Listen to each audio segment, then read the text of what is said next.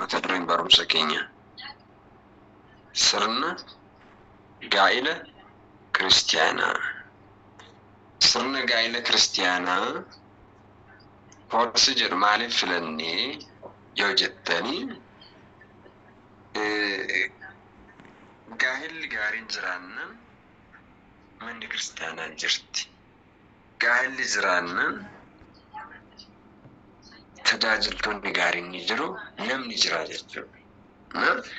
Gaa'illi kiristaanaa maalidha waan jedhu san ምናልባት amma koorsinni jalqabnu kuni boqonnaa 5 qaba. 5 ምዕራፍ አለው።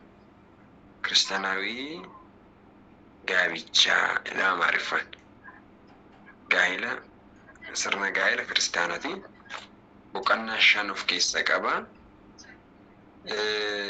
boqonnaa tokko keessatti gaa'ilaa fi hiika isaa waliin barra jechuudha. Gaa'ila jechuun maal jechuudha matuma isaatiin? Dhiira tokko dubartii tokko mana tokko keessa waliin jiraachuu jechuudha. Moo hiika maalii qaba? Hiikan isaa maalidha? Ofaa hiika gaa'ilaan barraa lammaffaa hundeeffama gaa'ilaa. Gaa'ila eenyutu hundeesse? Eessatu hundeesse? Namoota meeqa gidduutti hundeeffame? Namni tokko nama meeqa fuudhuu danda'a? Dhiirri tokko dubartii meeqa waliin jiraachuu danda'a? Dubartiin tokko dhiira meeqa janajjanuu, dhiira meeqa waliin haasa'uu dandeessi? Hundeeffama kun eenyudha kan hundeesse? Nama moo? Waaqa moo? Seexana moo? Moo tasuma? Kanas hin barraachuudha boqonnaa tokko keessatti. Kennaa gaa'ilaan argamu. Gaa'ila irraa maaltu argama? Mee maal arganna gaa'ila irraa? ጋብቻ ጥቅሙ ምንድነው? ምን እናገኛለን? ጋብቻ ማን መሰረተ? ትርጉሙስ ምንድነው? ይሄ ምዕራፍ 1 ውስጥ የምንማረው ትምህርት ነው ማለት ነው። እንግዲህ የትምህርታችን ሂደት እንዴት ነው ካላችሁኝ ሀሊያ ዴምሰ ኮርሲ ትንበረኑ ያው ተለመደ ነው ጆልን ኮርሲ ይሮነ ደርቤ ለቻቱርታን ኒቤት ዋንተ ኤፍ ኮርሲን እንበረተማ ዋንበረተ ምረት ጋፊኖ ጅራት ጋፊን ጋፈተማ ሰምቦ ደግሞ ጉያ እትያኑሙ በሩምስ ኩን ጋፈ በረተሙ ምስንሲ ዋን ዱረ በረተመሰን ወልያደቺሳ እርገሰ ወልያደቺሰኒ ኩታቻኑት በሩምስ ትፉፋማ አዝቹዳ ስኒገነ እና ከናፍ ቦሮ ዱፌቶ ከሌ ማል በረኒ ስኒንጀሪ ስንጋፈቹን ከዋን ይኖልፍ ዋን አረበረተን ቀየወቹን ቀርየፈቹን በረባት ሳዳነስቱዳ እስንስ በሬሳ ጽሁፍዳንስ ስኒፍን ገዲሳ በሬፈማንስ ስኒፍን ገዲሳ ምናልባት በሬፈምቻ ቴሌግራም ረት ምንንተው ቴሌግራሚ የሙካን ካን ወልዳ ጉዲቻ ረትስ ገዲሱ ደንደኛ ቴሌግራሚ ከምብራትስ ስኒ በነሙ ደንዳ መራኮን ጋር ሰግጀቹዳ እና ኩኒ ቦቀና tokko keessatti boqonnaa lama keessatti gara gaa'ilaatti galuudhaaf qophii xinsammuu kan jedhu xinsammuu gaa'ilaa kan jedhamu jira. ወደ ጋብቻ ለመግባት አይምሮአችን ምን መሆን ያለበት ሰሙን ከኛ ማለከተው ደቃም ቆጲ ሰሙ የየማዋቃ ጭመነካዩ ተኩማ መንታ ጀቻፉራ ጀብናፉራ ቆጲ ሰሙ ገውምሰ ቃማፊ ያዳ ኩንሞ ቦቀና ለማ keessatti ወነ በረኑዳ ቦቀና ሰዲ keessatti ሞ ከበጃፊ በርባችሱማ ጋኢላ በረነ ጀቹ kabajni gaa'ilaa maalidha? Barbaachisummaan isaa kaayyoon isaa maalidha? Kaayyoon gurguddaa sadi of keessa qaba jechuudha. Isaan bakka gaa'illi kaayyoo sadi bicha qaba. Isas waggaa boqonnaa sadi irra geenye ni baranna. Boqonnaa 4 keessatti wal kaadhimachuu jedha. Wantoonni nama ammaatti ilaallaa dhufne warra gaa'ila godhataniif jechuudha. ከምዕራፍ 1 እስከ ምዕራፍ 1 2 እና 3 ጋብቻ ውስጥ ያሉት ሰዎች ምን ማድረግ እንዳለባቸው የሚያመለክት boqonnaa tokko lama sadii warreen gaa'ela keessa jiran warreen wal fuudhanii jiran warreen bultii ijaarratan isaan saniif barumsa barbaachisaadha jechuudha. Warra keessa jiraniif warra gaa'ela hin godhanneef immoo kan bultiin ijaarranneef kan ganaa soqachaati jiraniif warra barbaadachaa jira. Ganaa gaabichaachuu ያልፈጸሙ በየፌስቡኩ በየቲክቶኩ ቲክቶክ እያሉ ያሉት ደግሞ ለነሱ ደግሞ እንዴት መፈለግ እንዳለባችሁ ምዕራፍ 4 ላይ እንመጣለን ማለት ነው። boqonnaa afur irratti dhufna jechuudha warra saniif immoo. Boqonnaa afur waa'ee wal kaadhimachuu taas akkamitti wal kaadhimachuu qaban. Kaadhimachuun isa akka nuti goonu kanaadha. Feesbuukidhaan, tiktookiidhaan jajjanaa namoota dabdaabbii wal erguudhanii masfartiin kiristaanummaa maalidha? Kun immoo seensa mataa fi qabaa wal kaadhimachuu keessatti qaamota gahee qaban eenyu faadhaa? Wal kaadhimachuu keessatti adeemsi dogongora ta'e maalidha?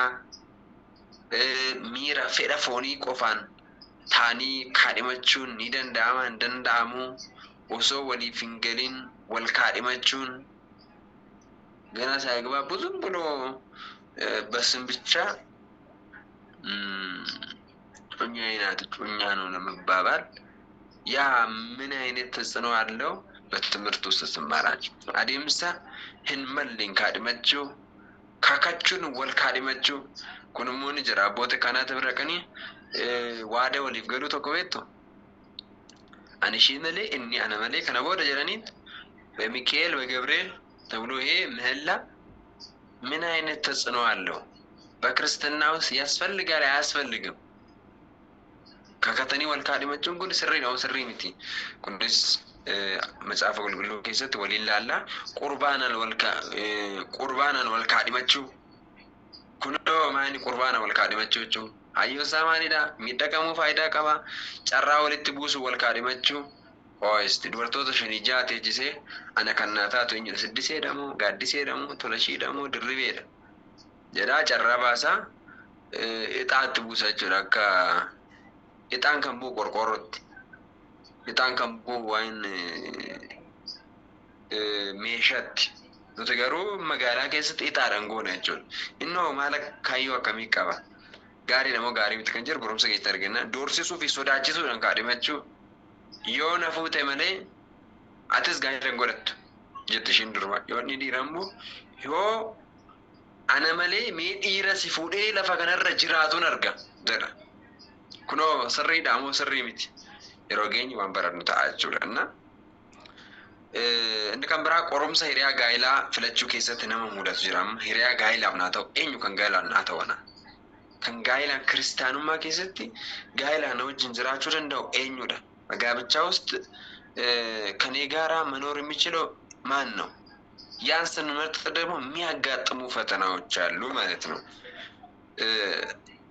በዚህ ውስጥ እድሜ ያለ ኡሙሪን ጅራ ቤኩምሳ አፉራፍ ያዱኛ ኒጅራ የሮ ወል ካደመን አርሳ ከንፈረሙ ጅራ ይችላል ካደሙማ ጌስ አርሳን ከንፈረሙ ጅራ ማን ይባኬስ ኦፍ ደንደመቹ ቢቱ ጋፈተማው ፊጎ ኦሎላ አዳዳራ dandamachu untoon akkasii kun boqonnaa afur keessatti laalla jechuudha.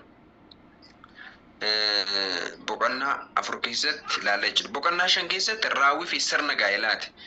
Amma እንግዲህ kaadhimanni xumurame akkamitti raawwatama? Gaa'elli takliidhaan, gaa'ela qurbaanaan kana lamaanii takliidhaan akkamitti godhachuu dandeenya? Qurbaan takliidhaan warri godhatanii warri dubartoonni durbummaa warreen qaban dhiironni warri qulqullummaa qaban jechuudha. Dubartootaaf durbummaa jedhama, dhiirotaaf qulqullummaa jedhama.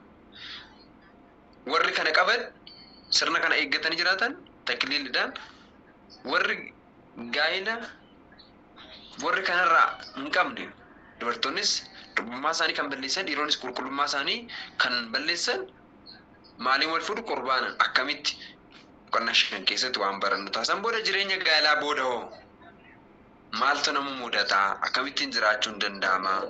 Abbaa manaa fi haati manaa qaama tokkoon taane akkamitti jiraachuu danda'u?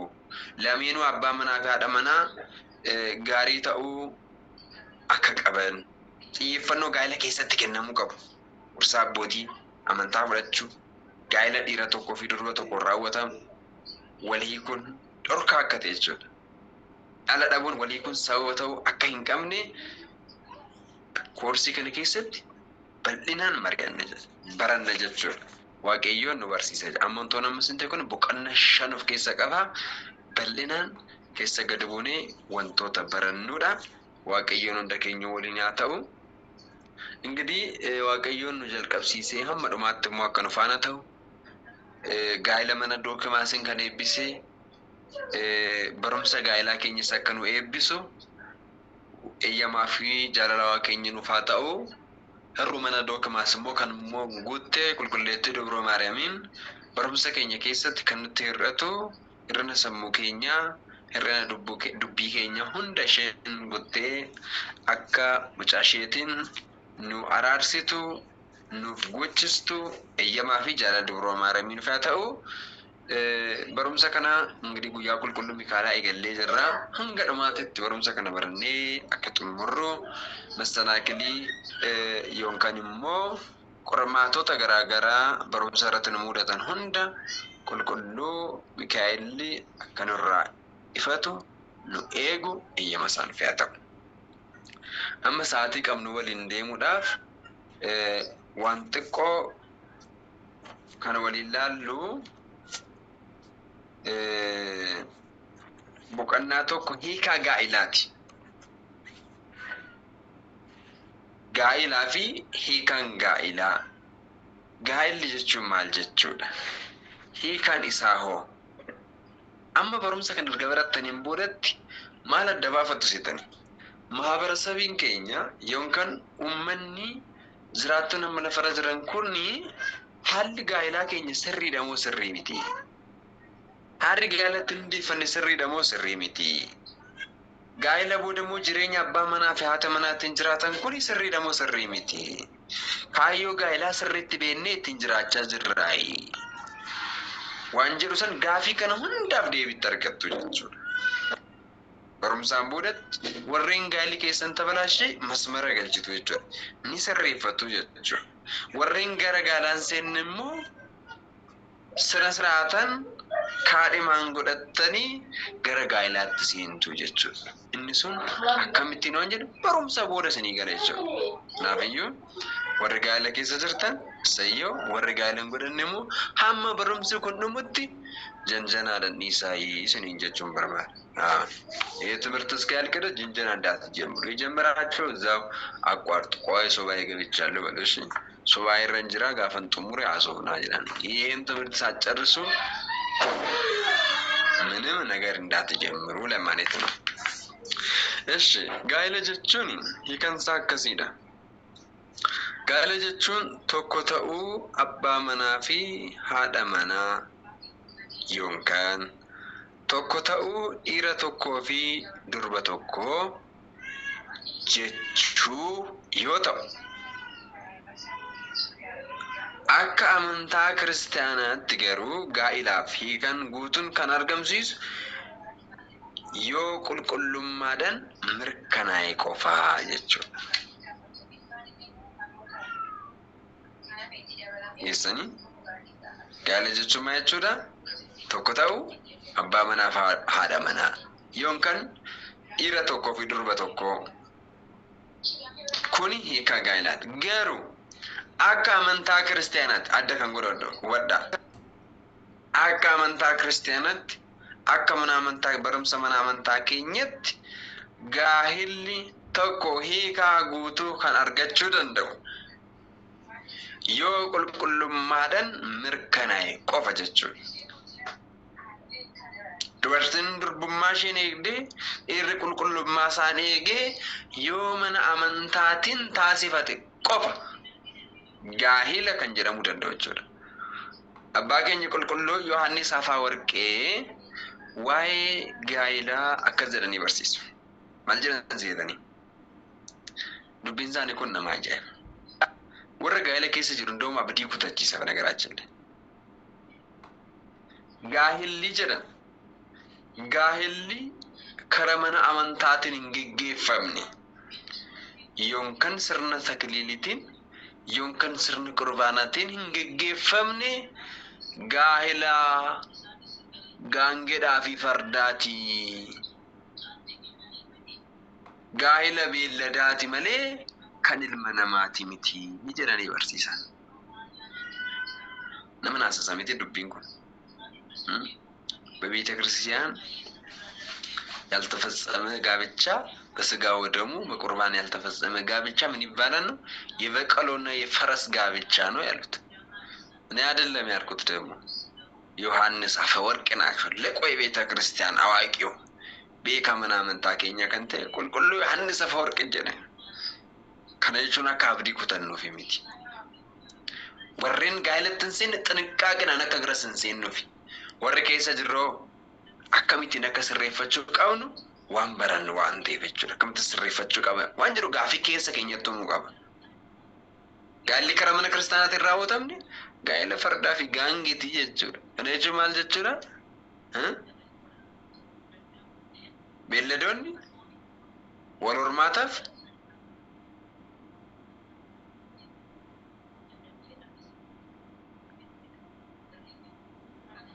akka waliin jiraatan ani ilma namaatti santaa jechuudha. Kanaaf ilmi namaa immoo adda. Gaa'elli ilma namaa qulqulluudha, eebbifamaadha. Waaqayyo fuulduratti kabajamaadha. Waan jedhurraan kan ka'e barumsa kana barsiisan jechuudha. Kanaafis hordoftoonni mana kiristiyaanaa hundi gaa'ela qulqulluu ta'e raawwachuu qabna jechuudha.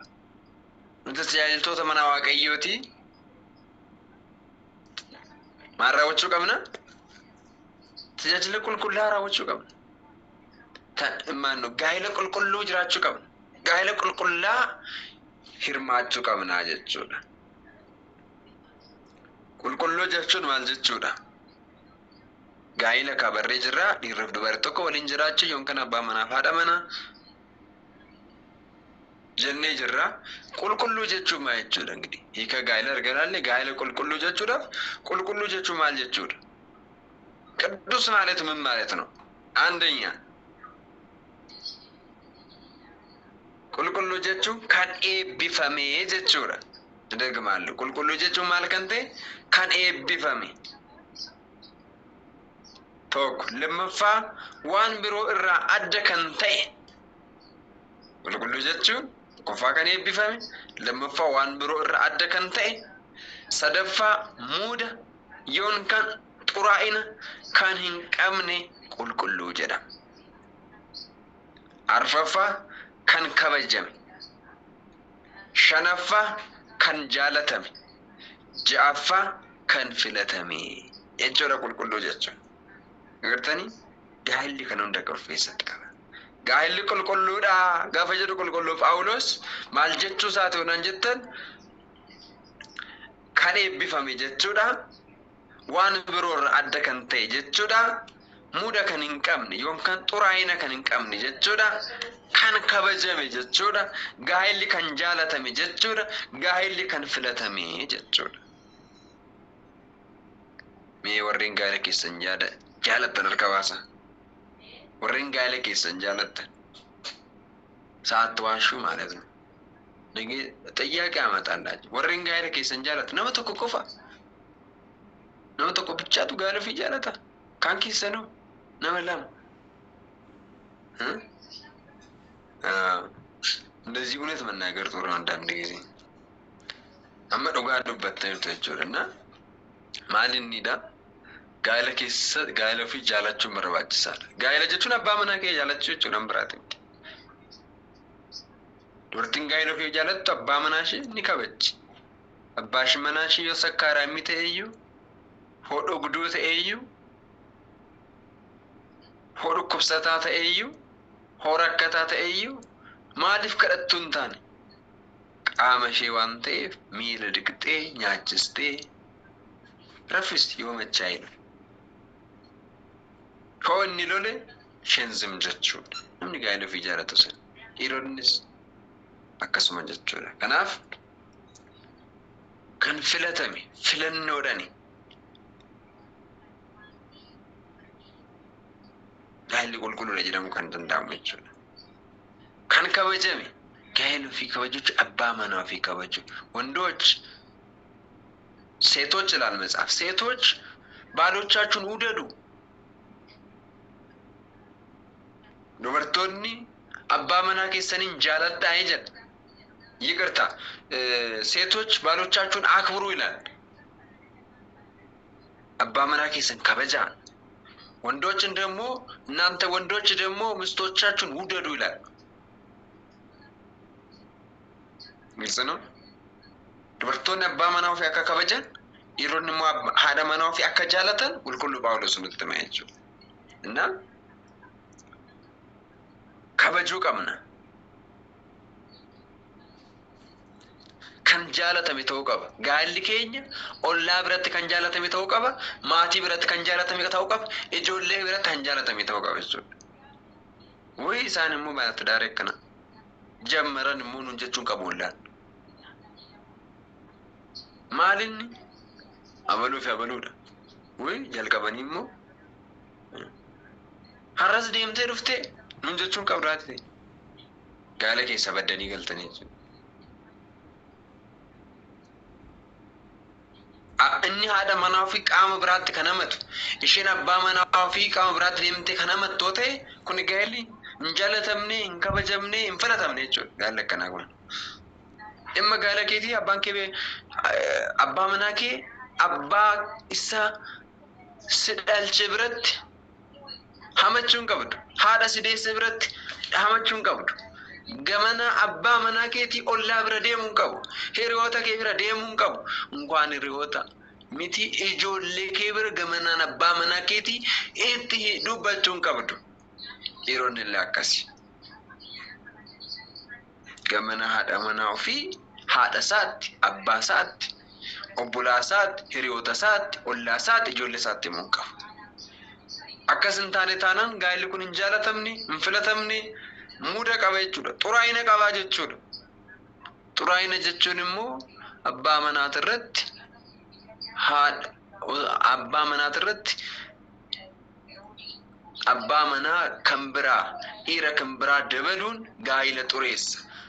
Abbaan manaa immoo haadha manaat irratti dubartii biraatiin dabaluun dubartii biraa waliin ciisuun gaa'ila xureessa. Gaa'ilicha akka xuraa'u taasisa jechuudha. Muda qaba jechuudha. ዝሙት ገብቷል እዛ ጋብቻ ውስጥ ጋይለ ሰንኬስ ማልቱ ሴኔቹዳ ዝሙት ገብቷል ማለት ነው።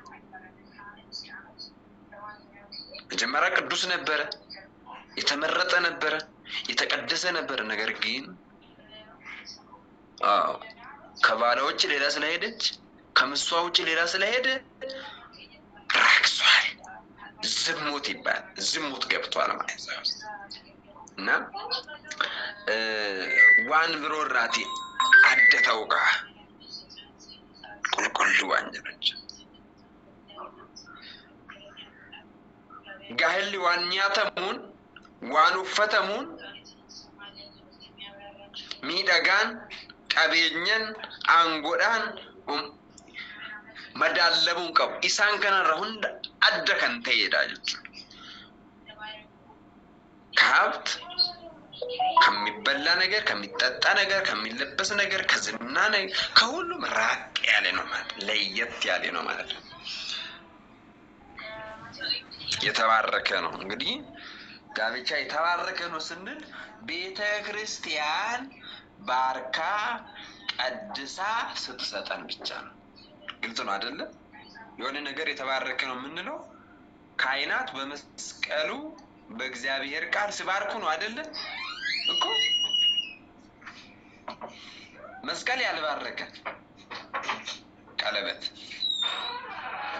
ካህን ያልቀደሰው ጋብቻ ምኑ መባል ተባረከ የምንለው ምንም ማለት ነው። ስለዚህ በባህላዊ አይባረክም፣ በዘመናዊ አይባረክም። እሱ የጋብቻ አይነቶች በኋላ እናያለን። ብዙ አለ፣ አሁን ብዙ አይነት አለ። ወሰጋይላ ባየቱ ጅራ በዘመነ ከነሞ ወጅንገሉንስ ጎሰጋይላ ተኤራ ቡቱንስ ጎሰጋይላ ተኤራ ያቅድም ያለው ማለት ነው። እንደ እንስሳ ማለት ነው። እንስሳ አንዱ ላይ የዘለለ እንደሚውል በለዶን ተቆተቆረቱ ታላተ ወለውቲ እንደሱ ለፍቶተ ስጋ ፈዳፎኒት ይጀቸቹ ይሄ እንስሳዊ ጠባይ ነው እንጂ የሰው ልጅ ጠባይ አይደለም። ስለዚህ ይሄ ነው ቅዱስ የምንለው። ዋቀዮ ጎፍተን አከዘደ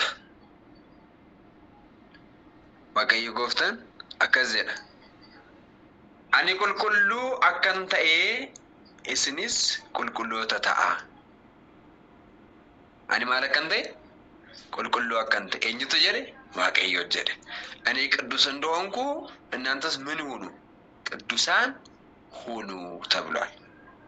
ሴራ ልወታ ቦቀና ኩደ ሰገል ለኮሰ ለማ አንገሰ ዲረቶ ዱብስተን ያርገቱ ሴራ ልወታ ጀቹን መጫፋ ሙሴን በሬሴ ሸነን ኬሳ ሴሮተ ሸንበሬሴ ጃፋን መጫፋ ኮፋሌ ተችውላ እና ሴራ ባሁ የዳ ሴራ ኡመማ ሴራ ባሁ ሴራ ልወታ ሴራ ለኮፍሳ ሴራ ኬሳ ዴቢ ጀሬን በሬፈማ አነማ ከነሰት ሚ ሴራ ልወታ ተችውላ ቦቀና ኩዳ ሰገሊ ለኮፍሲ ሳላማ ሐመ ሰዲት ረት በሬፈም ጀራ ዱብሱ ደንዴሰን አኒ ቁልቁሉ አከንተ ኢስንስ ማልታኑ እንጀደ ቁልቁሉ ተታአይኑ እንጀደሚር ከናፍ ጋብቻ ኬኛን ቁልቁሉ ተተውቃነ ዱቢ ኬኛን ቁልቁሉ ተተውቃመነ ጅሬኛ ኬኛን ቁልቁሉ ተተውቃመነ የመጨረሻ ጥቅስ ልጨምርላችሁና ለዛሬ ይበቃናል።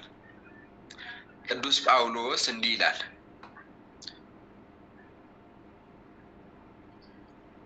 ቁልቁሉ ጳውሎስ አከዘነ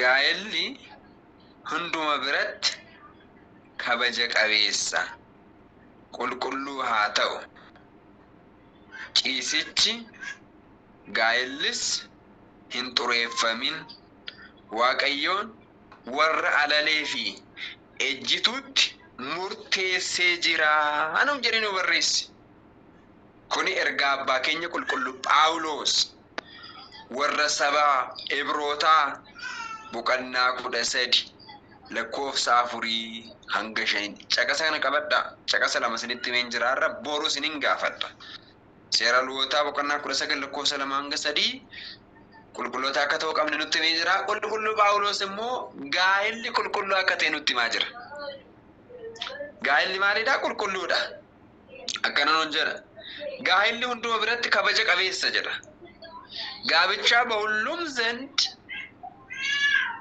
ቅዱስ ነው፣ ንጹህ ነው፣ ክቡር ነው። ሁሉም ዘንድ ማለት ነው። ነሞ እከለ በሚል ነገር የለም። ነሞ እንደትረት ጋል ቢፈሜ ሲያቶኮ ዋቀዮራ ኢልመነማቲፍ ከነሜጅር አዳም ሔዋን ሁንዴፋው ቀጣይ እንማራለን። አከምቱ እንዴፋ ይዋንሳ ገሩ ቁልቁሉ አከቴ ቁልቁሉ ጳውሎስ ነጥማ አናፍ ከበጀ ቀቤስ የሆንከን ቁልቁሉ ሃተው ዋቀዮን ቁልቁሌሰ ከነ እስንስ እንጡሬስናይ ቁልቁሌሳ ቀበዳይ ቁልቁሉ ታሲሳይ እርገጀኔ ቦደ ማረግ ነው እንጀደ ገሰኒ ጪስች ጋይላስ እንጡሬፈሚኒኑ እንጀራ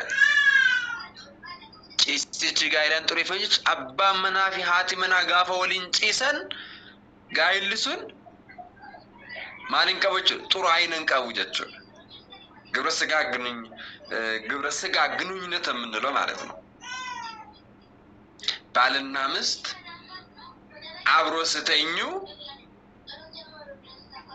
መኝታው ምንድነው? ንጹህ ነው። አልገንሱን ቁልቁሉ እንደውም የሰጠ አምላክን ማመስገን አለብን ማለት ነው። እንጀራ ስንበላ በልተን ስንበላ ባርከን በልተን ስንጨርስ ደግሞ ሰባት ብለን ማደች እንደምናነሳ ሁሉ መኝታም ንጹህ አድርጎ ቀድሶ የሰጠ አምላክ አመስግነን እንፈጽማለን። ስንጨርስ ደግሞ ምስጋና ላንተ ይሁን ብለን እንጨርሳለን ማለት ነው። ግልጽ ነው። ንጹህ ነገር ስለሆነ ነው ቁልቁሉ አንተ ይፈጭው እና ከናፍ ጨስች ጋይላስ እንጡሬፈሚኒ እንጀራ ድርሰስ ኒካሴንቱራ ጋይል ጡሬፈሙ ከንደንደው ባመና ዱርቲ ብራዮዲም ሃቲመና ደግሞ ኢለብራዮዲም ተቶኮ ከደለም መፋሙ ኦሶ ጋይለ ኬሰንሲኒን ኦሶ ጋይለን ጉዳቲን ገራ ካዲሙ ማረትስ ተውደንዳ tasawwur arguus danda'a dirri fi durbi tokko gaafa waliin ciisan inni kun xuraawaadha jechuudha. Hin ayyamamne jechuudha. ኃጢአት ነው ማለት ነው። ቆሻሻ ነገር ነው ማለት ነው። ቅዱስ የተባለ ባልና ሚስት ብቻ ሲሆኑ ነው እንጂ ያልተጋቡ ዝም ብሎ በመንገዱ የሚገናኙት ያዝሙት ተብሏል። ይቀጥላል እንዲህ ይላል waaqayyoon warra alalee fi ejjituutti murteessee jira ነው እንጀራ alaleen dhiirotaa fi ejjituun dubartootaa fi alalee beektu alalee jechuun kan dubartoota attaraammasuu jechuudha warra dhiirotaatiif kun kan dhiirota dubartoota lakkaa'u jechuudha ዛሬ በዚህ ዘመን እንደ ጀግንነት ተቆጥሯል አይደለ አካ ጀግና ተለካመት ይበረከነገስ እንደ ትልቅ ነገር በቃ አንድ ሰው 3-4 ሴት ንጽናውን ክብረ ንጽናውን ካበላሸ በቃ ይሄ ጀግና የሚባልበት ዘመን ላይ ደርሰናል። ተመልከቱ ኃጢአትን የምናሞግስበት ዘመን ላይ ደርሰናል። እግዚአብሔር ይሰውር። እውነቱን እምላችሁ መጽሐፍን አለሌ ጀራ ነው ረነቀጂ ገና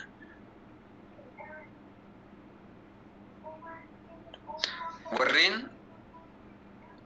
tokko ta'anii jiraatan inni tokko jaalatee ishee saniif amanamee isheen tokko jaalattee isaaf amanamtee jiraatte immoo maal jedhama barra kana keessa maal jedhaniini warra addunyaan maal jedhuudi gowwaa faaraa nama homan beenne jedhuuni miti hubadhaa gowwaan sun kan waaqayyooti faaraan sun kan waaqayyooti namoonni baay'een gara cubbuutti gafaafamanii kan seenan addunyaadhaan gowwaa jedhamurra alalee ta'uu filataniiru. Dubartoonni baay'een addunyaadhaan isheen gowwaadha isheen faaradha jedhamurra sagaagalummaa keessa ejjuma keessa seenanii jiru jechuudha. Giffiitii namaatiin namni duubaadha jechoota gaafatti darbatu haa eenyu gadi hin jira waan jedhurra kuni dogongora kuni. Kanaaf warreen sanitti murtaa'ee jira jala. Abbaa manaa dhiisanii osoo gaa'ela hin godhatin gara sigaa kunniitti warreen seenan akka ejjumaatti akka alaliitti lakkaawwamee jira. Isaan sanitti waaqayyoon murteessee jira jedha. አታመንዝር የሚል ተጽፏል አይደለ? ኦሪት ዘጸአት ምዕራፍ 20 ላይ 10ቱ ትእዛዛት ማለት አንዱ አታመንዝር ነው። እንሰጋገልን ይሰጀሩ ሰኔ ዳይቸው እና ዛሬ ትምህርታችን ይሄን ይመስላል። ይበቃናል። ይሄ ከጋኢላ ጋብቻ ምን እንደሆነ ትርጉሙን አይተናል። ባልና ወንድና ሴት በጋራ የሚኖሩት ጋብቻ ይላል። ከዛ በኋላ ደግሞ ሙሉ ትርጉም የሚኖረው ግን ጋብቻ መሆን የሚችለው ግን በቤተ ክርስቲያን በቅድስና የተፈጸመ ብቻ ነው። ከዛ ውጭ ግን ጋብቻ አይባልም ማለት ነው። ያው ወይ ድርጅት ሊሆን ይችላል ወይ እነጂኦ ሊሆን ይችላል ወይ እድር ስብስብ አይነት ይሆናል ማለት ነው። ግልጽ ነው አይደለ? አንዳንዶች ለሀብት ብሎ ተነጋግሮ የተጋቡ ሊኖር ይችላሉ። አንዳንዶች ደግሞ የሆነ ነገር ብሎ ብዙ ነገር አለ። የሆነ ነገር ብሎ ካለ ብዙ ነገር አለ ማለት ነው። ስለዚህ ጋብቻ የሚል ግን ትርጉም የሚኖረው እንዲህ አይነት ነገሮች ብቻ ሲኖሩ ነው። እግዚአብሔር ከፈቀደ ቀጣይ